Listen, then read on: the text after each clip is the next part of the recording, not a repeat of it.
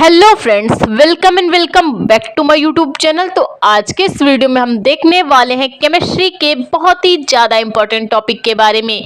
तो टॉपिक देख लीजिए। टॉपिक हमने नेम रिएक्शन का लिया हुआ है और आज की हमारी नेम रिएक्शन है विलियमसन संश्लेषण अभिक्रिया। विलियमसन संश्लेषण अभिक्रिया क्या होती है, सब कुछ इस वीडियो में समझेंगे और स्टेप बाय स्टेप समझेंगे। तो वीडियो को आप पूरा लास्ट तक देखते रहना और चैनल पे आपने पहली बार विजिट किया तो चैनल को भी सब्सक्राइब कर लेना, जिससे आने वाले वीडियोस की नोटिफिकेशन आपको आसानी से मिलती रहे। तो चलिए स्टार्ट करते हैं। इसके लिए हम क्या करते हैं, किसी भी धातु का एल्कोक्साइड लेते हैं। क्या करते हैं इसके लिए, हम किसी भी धातु के एल्कोक्साइड की क्रिया जब एल्किल हैलाइड के साथ कराते हैं तो हमें ईथर प्राप्त होता है। जब हम किसी धातु के एल्कोक्साइड, अब धातु कौन कौन सी होती है, जैसे सोडियम हो गई, पोटेशियम हो गई, कैल्शियम हो गई, तो ये सब क्या है, धातुएं हैं। ठीक, जब किसी धातु एल्कोक्साइड, अब एल्कोक्साइड कैसे होगा, तो सबसे पहले समझिए कि क्या होगा एल्कोक्साइड। ठीक है, तो धातु तो हमने पता कर लिया कि धातु होती है सोडियम, पोटेशियम और कैल्शियम। तो जो RONA ये क्या है, R तो एल्किल समूह है और जो ONA है इससे भाई ये सोडियम धातु है, ये क्या है, ये है एल्किल समूह।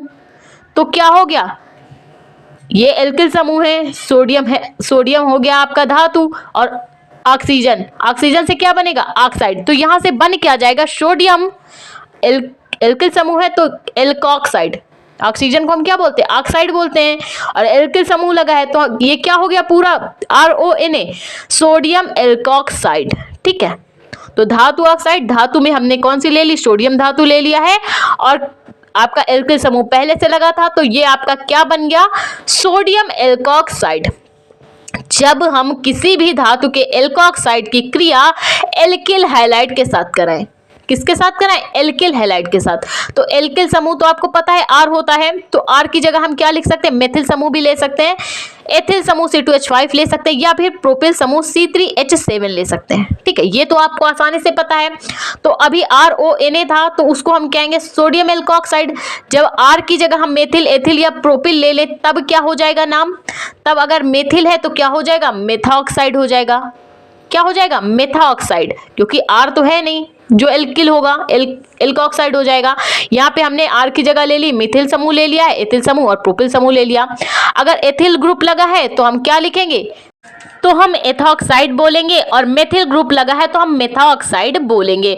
तो आपने समझा कि हम धातु में हमने सोडियम, पोटेशियम या आप कैल्शियम कोई भी ले सकते हैं, और एल्कोक्साइड आप कैसे बनाएंगे तो वो भी हमने आपको बनाना सिखा दिया कि R को हम एल्किल ग्रुप बोलते हैं।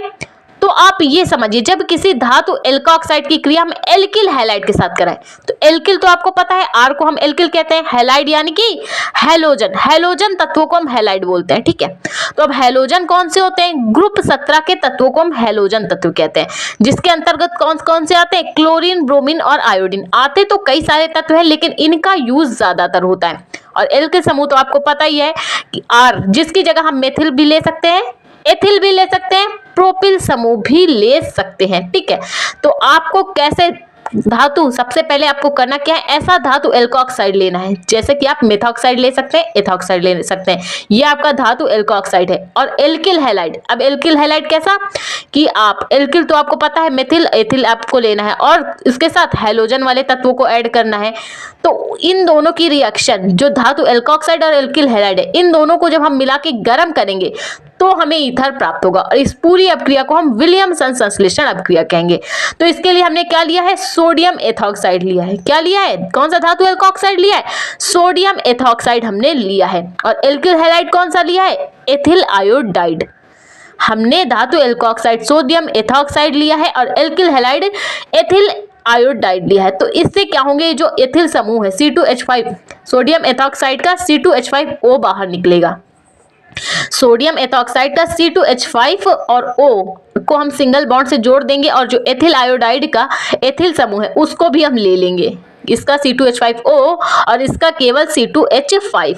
ठीक है, तो ये मिलके क्या बना लेगा, आपका डाई एथिल ईथर बना लेगा। दो है ना, एथिल ग्रुप कितने हैं, दो हैं, पहले जब दो होंगे तो डाई, तीन होते तो ट्राई।